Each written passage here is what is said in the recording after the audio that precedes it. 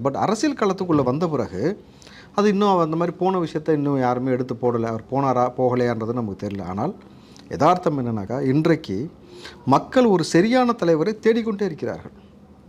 விஜய் அந்த இடத்துல நிரப்பல அப்படின்றீங்களா?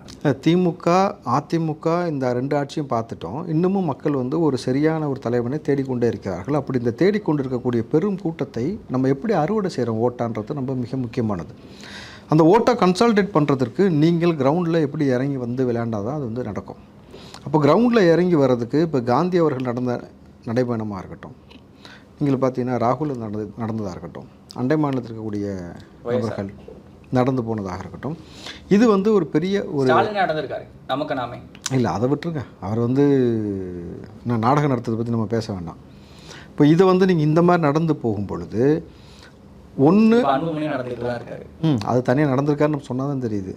புரியுதுங்களா? அது நமக்கு தேவையில்லை. பட் என்னன்னா, இப்படி நடந்து போகும்பொழுது இருக்கக்கூடிய ப்ளஸ் அண்ட் மைனஸ் என்ன? பெருவாரியான க்ரௌடு உங்களுக்கு வரும். நீங்கள் அந்த க்ரௌடு நீங்கள் சொல்கிறத கேட்கும். நீங்கள் அந்த இடத்துல எதை மேஜராக பேச போகிறீங்க. குறிப்பாக இன்றைக்கி அவருடைய முதல் நடைபயணத்தை எங்கேருந்து தொடங்குறாரு? திருச்சியிலேருந்து சொல்லியிருக்காங்க. திருச்சி அஃபிஷியலாக அது ப்ராப்பராக வரலனாலும் திருச்சி அப்படின்னு சொல்ல தற்போதைக்கு திருச்சின்னு சொல்லி நமக்கு செய்தி வந்திருக்குன்னா சொல்லாமல் வராது. ஸோ திருச்சியிலேருந்து தொடங்க வேண்டிய அவசியம் என்ன? போன வாட்டியும் சொல்லியிருந்தாங்க. போன டிசம்பர்லேருந்து ஆரம்பிக்கிறாங்க. டிசம்பர் ஜனவரி ஆச்சு, ஜனவரி மார்ச் ஆச்சு, மார்ச் மே ஆச்சு, மே ஆகஸ்ட் ஆச்சு, ஆகஸ்ட் செப்டம்பர் ஆயிருக்கு. செப்டம்பரில் ஆரம்பிச்சிட்டானா சந்தோஷம். இல்லை திருப்பி போஸ்ட்பாண்ட் ஆச்சுன்னா நம்ம ஒன்றும் பண்ணுறதுக்கு அது நம்ம ஸ்ட்ரைட்டாக எலெக்ஷனுக்கு தான் வருவேன், ஸ்ட்ரைட்டாக சிஎம் போஸ்ட் தான் சிஎம் சீட்டுக்கு தான் வருவேன்னு சொன்னால் நம்ம ஒன்றும் பண்ணுறது.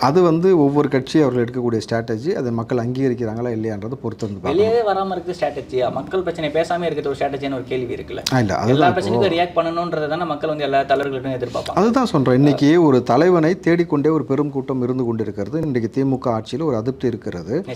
இந்த இடத்துல திமுக தன்னுடைய கூட்டணியை இன்னும் இறுக பிடிச்சி கொண்டிருக்கு. கூட்டணி கட்சிகளும் திமுகவை விடாமல் பேசிக்கிட்டு இருக்காங்க. ரெண்டாவது, இப்போ எக்ஸ்ட்ரா பிரேமலதா வேற உள்ள எழுத்து போட்டிருக்காங்க.